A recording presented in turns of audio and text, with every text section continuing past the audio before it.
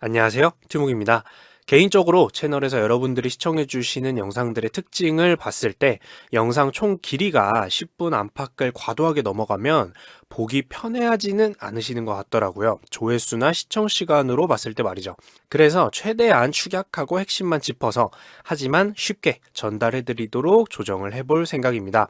이 편이 저한테도 부담도 적고 핵심을 추리는 과정에서 공부도 조금 더 될 것 같기 때문이죠. 자, 그러면 2019년 한 해 마지막 한 주 이야기를 마무리하기 위해 시작을 해볼까요? 아, 참, 그런데 저 12월 25일 날 방송했습니다. 약속을 지켰고요.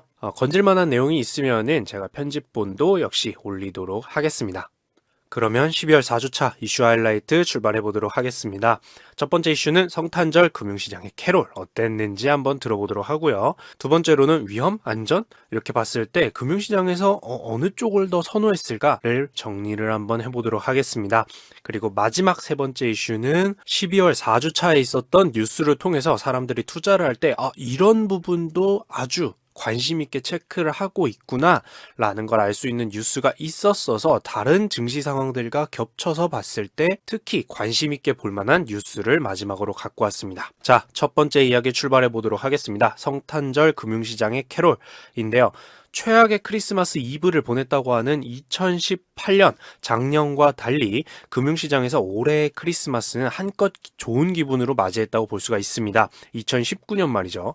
왜냐하면 2019년 크리스마스 이브까지 미국 증시가 한창 달궈지다 못해 계속해서 하늘을 향해 치솟았다라고 볼 수 있을 정도이기 때문입니다. S&P 500 지수라고 해서 미국의 증권 거래소에 이름을 올린 기업 중에서도 상위 500개의 대형 기업 주식 가격을 하나의 수치로 만든 지수가 있는데요. 이 미국의 S&P 500 지수는 2019년 중에 크리스마스 이브까지 약 29%의 상승률을 보였습니다. 6년 만에 최고의 상승폭을 기대해 볼 만한 정도였다고 하죠. 거의 성탄절 크리스마스 선물 같다고 봐도 될 것 같습니다. 한국의 경우로 치면은 한국거래소에 이름을 올린 기업 중에서도 대형 기업 상위 200개 정도의 주식 가격을 별도로 눈으로 보는 지수라고 할 수가 있는데요. 예를 들면 코스피 200이라고 봐도 되겠죠. 코스피에 등록된 기업들 중에 상위 200개 본다 이런 느낌인 거니까요. 여기에 이름을 올린 기업들의 주식 가격이 올랐다라는 것은 무슨 뜻일까요? 결국 증시가 어느 정도는 화랑이었다고 봐도 될 정도겠죠. 큰 기업들이 거의 다 잘 나갔다라는 뜻이니까요. 다만 여기에 이름을 올린 500개의 기업들이 실제로 얻고 있던 순이익은 2019년에 고작 0.5%밖에 증가하지 않았는데 주식 가격만 올라서 혹시 거품만 잔뜩 끼는 거 아닌가 하는 불안감도 없을 수는 없었습니다. 하지만 데이터를 볼 때에는 기간이 매우 중요한데요. 2019년에만 보면 500개 기업의 순이익이 0.5%만 증가했는데도 주식 가격은 29%, 약 30% 증가해서 불안해 보이지만 2017년까지 확대해서 보면 어떨까요? 2018년을 예로 들면 2018년은 오히려 기업들의 순이익은 적지 않게 증가를 했지만 주식 가격은 오히려 떨어지는 모습을 보였었다라고 합니다. 2019년과는 완전히 반대라고 볼 수가 있겠죠. 즉 정리해보면 보다 이전부터 봤을 경우에는 기업들의 수익이 증가한 것과 주식 가격이 오른 정도는 얼추 맞다라는 뜻입니다. 다만 2019년에는 주식 가격만 올랐고 2018년까지는 기업들의 수익만 거의 올랐고 라는 거죠. 그래서 영상에서 보시는 그림처럼 2017년부터 봤을 때는 수익과 별개로 주식 가격만 오른 것이 아니라는 뜻입니다.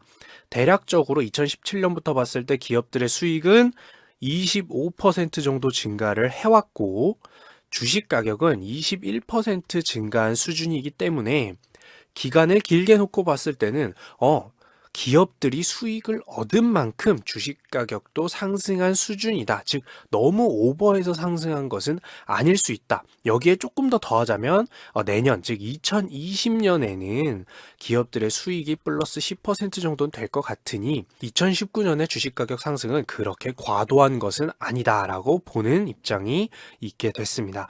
그래서 결국 미국의 금융시장은 크리스마스까지 정말 기분 좋게 한 해의 증시를 마무리해가면서 보내는 축하 분위기를 볼 수가 있었고요. 크리스마스 때까지 말이죠. 참고로 또 다른 미국의 주가 지수인 다우존스 지수도 2019년 한 해 약 24% 정도의 상승을 보이기도 했습니다. 즉 S&P 500만의 기쁨은 아니었다라는 거죠. 여기서 조금 설명을 드리자면 다우존스 지수는 미국의 대형 기업 30개를 수치화하고 있지만 S&P 500과는 그 숫자뿐만 아니라 계산 방식도 다르기 때문에 움직임은 조금씩 다를 수 있는, 서로의 기준이 조금씩 다른 미국의 대표적인 주가 지수다라고 생각을 하시면 될 것 같습니다. 여기까지 참고하고 정리하면 분위기는 대충 느낄 수 있겠죠. 자, 그러면 두 번째 이야기 넘어가 볼게요. 위험? 안전? 하지만 최고치 갱신이라는 내용인데요. 투자의 대상이 되는 투자 자산들은 위험도로 구분을 할 수도 있는데요.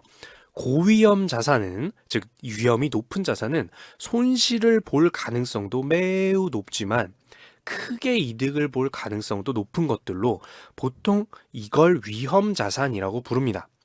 위험이 낮은 저위험 자산은 손실을 볼 가능성이 낮지만 이득도 크게 보기는 힘든 것들로 보통 손실을 볼 가능성이 아예 없는, 거의 없는 것들과 묶어서 안전자산이라고 부르게 됩니다. 손실을 볼 가능성이 없는 건 아니에요. 그래서 대략적으로 현실에서 우리가 어떤 자산들을 만나볼 수 있냐? 자, 위험 자산으로는 보통 주식, 선물 옵션, 그리고 신용이 낮은 저신용 채권 같은 것들이 있고요. 안전자산 같은 경우에는 신용이 매우 정말 신뢰할 수 있는 뭐가 있을까요? 아주 그냥 선진국의 국가 채권이 있겠죠. 보통 국채라고 합니다. 이런 국가가 내놓은 채권인 국채와 미국의 달러가 있겠죠. 미국의 달러가 있을 거고, 그리고 금 같은 것을 꼽습니다.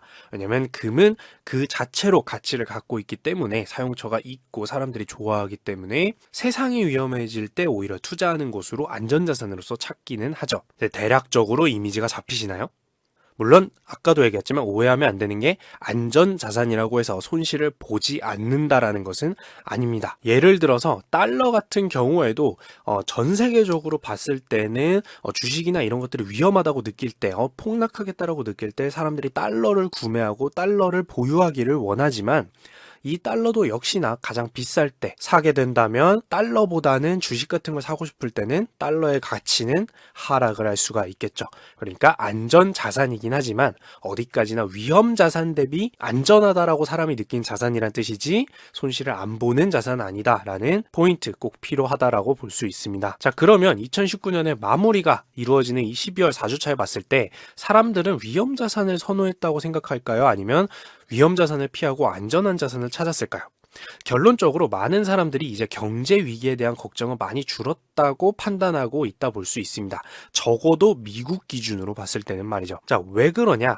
를 보면 미국과 중국의 무역 합의 1단계가 체결이 되었다는, 서명을 하는 일종의 행사를 정상급 수준에서 이루어질 수 있다는 기대감이 이루어지면서 무역전쟁 자체, 무역협상 자체는 지겹지만 사람들이 가장 우려하고 있는 미국과 중국의 무역전쟁에 대한 걱정이 줄어드는 것도 이유가 되겠고요. 또한 추가적으로 가장 최근에 미국 연방준비위원회, 저는 이제 자주 언급하죠. 연준이라고 하는 곳에서 금리 동결을 결정할 때 경제 위기에 대한 우려가 많이 줄어든 발표가 이어진 것도 영향이 컸습니다. 즉 이들이 발표하면서 그 발표문에 어떤 경제적 위기가 우려된다라거나 이럴 수 있는 코멘트들이 삭제가 되면서 그럼 괜찮나 보네 라고 생각할 만한 이슈가 있었고요.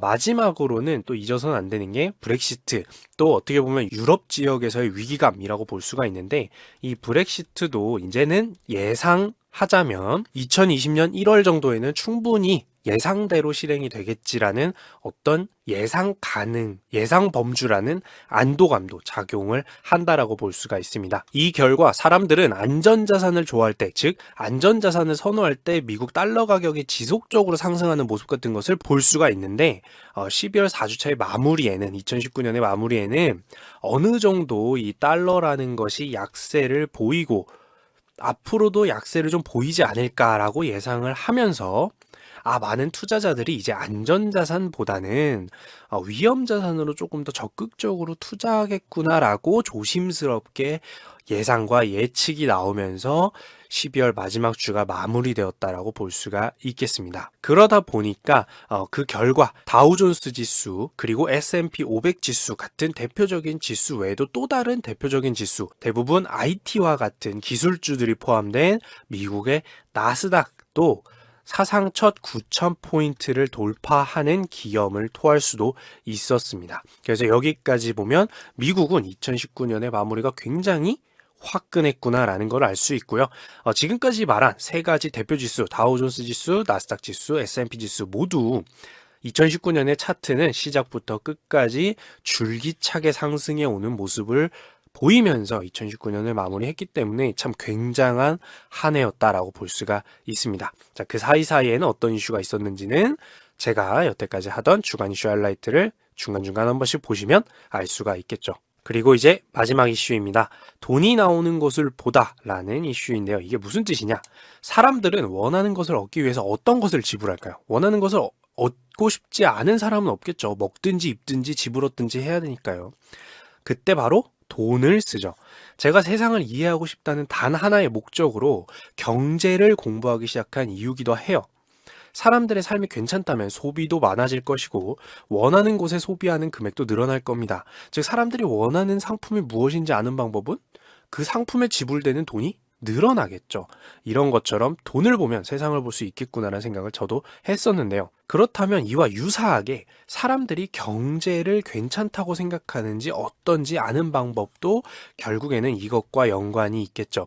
바로 사람들이 쇼핑을 많이 하는지 적게 하는지만 체크해봐도 대략적으로는 분위기를 읽을 수가 있다는 거예요. 그럼 사람들이 필요한 물건들을 평소보다 많이 산다는 것을 어떻게 할 수 있을까요?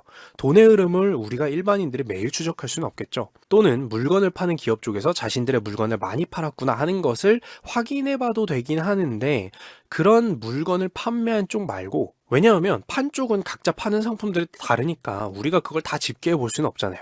애초에 좀 사는 쪽이 얼마나 사는지를 분위기를 읽어볼 수는 없을까요? 물론 다양한 국가 지표들이 있지만 여기 조금 다른 지표도 존재합니다. 바로 사람들이 물건을 살 때 사용하는 매체를 얼마나 많이 사용했는지 보면 됩니다.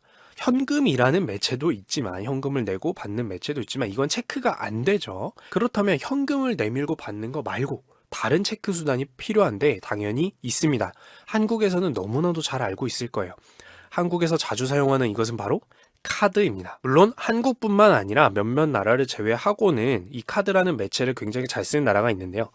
미국도 마찬가지였고 이것과 관련된 숫자가 공개될 때마다 금융시장은 영향을 받는다라고 말할 수 있을 정도입니다. 그럼 이번 2019년 연말에는 어땠냐? 미국의 카드 회사 마스터카드는 연말 쇼핑 시즌이라고 불리는 시기에 매출이 2018년 대비해서 2019년에 플러스 3.4%나 증가했다고 발표를 했는데요. 그렇다는 이야기는 앞서 말한 대로 사람들이 지난해에 비해서 훨씬 많은 소비를 했다는 것이고 사람들의 소비하고자 하는 마음, 즉 소비 심리가 살아났다라는 생각을 해볼 수 있게 됩니다. 경제 위기감보다는 훨씬 온화한 사람들이 경제활동 많이 하겠구나 하는 기대감 정도는 살아나는데 영향을 줄 수 있다라는 거죠. 그러다 보니 이 카드사의 발표와 더해서 2019년의 연말 판매량이 사상 최고치를 갱신했다는 아마존의 주식이 급등하고 각종 IT 기기들과 그 부품을 제조 및 판매하는 회사의 주식도 상승을 하게 됩니다.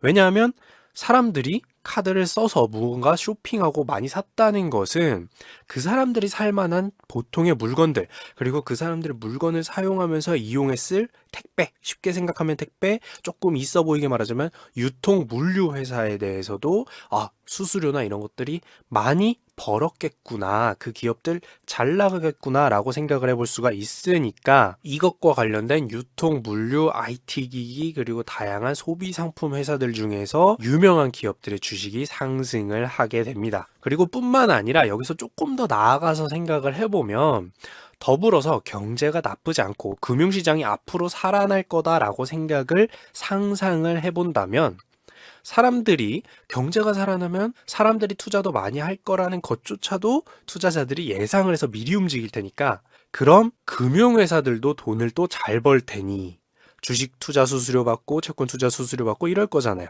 그죠? 그러면 금융회사들의 주식 가격도 동반 상승을 하게 됩니다. 그러니 실물 경제가 좋아지는 모습이 보일 때는 금융회사들이 바로 좋아지는 게 아님에도 불구하고 금융회사들도 역시 상승하는 모습을 보여줬는데 이번에 그 마스터카드 회사의 작년 대비 실적 이야기와 더불어서 주식 가격 상승을 보면 이런 큰 흐름을 읽어볼 수가 있는 거죠. 예상이 더해지는 겁니다. 다만 아직은 안심하고 투자해도 된다는 마음까지 드는 것은 아닐 테니 대형 기업들의 주식들 위주로만 상승했다고 하는 점도 체크 포인트라고 볼 수가 있어요. 모든 기업들이 다 오른다기보다는 아까 얘기한 S&P 500이나 다우존스에서도 상위 30개 지수 뭐 이런 것처럼 초대형 기업들부터 우선 여기는 혹시 폭락이 오더라도 심하게 폭락하진 않을 거니까 우선 조금 안심되고 실적이 확실한 것부터 주식 투자를 해보자 라는 마인드가 반영됐다고 볼 수도 있습니다. 자, 결과적으로 사람들의 소비 심리를 확인해 볼 수 있고 경제에 관련된 심리를 확인해 볼 수 있는 결제할 때 사용하는 매체의 사용량, 여기서는 카드였죠. 이것도 매우 중요하고 그런 결과 2019년의 마무리는 전체적인 느낌으로 봤을 때는 금융시장의 계속된 상승으로 되었다라고 볼 수가 있겠습니다. 조금 가슴이 아픈 거는 물론 미국 중심 이야기이긴 하지만 미국이 미치는 영향이 매우 크기 때문에 이 부분을 중심으로 해서 한번 알아봤습니다. 자, 그래서 여기까지 이번 주에 준비한 3가지 이슈 모두 다뤄봤는데요. 앞으로도 여러분들이 제 영상을 보는데 시간이 부담되지 않도록 준비해서 가져올 테니까 많은 관심 부탁드리고요. 그리고 연말이니까 이 얘기 꼭 해야겠죠. 올 한 해 모두들 고생하셨습니다. 그러면 내년에 계속해서 이어서 뵙도록 하고 그럼 여기까지 이상 티묵이었습니다.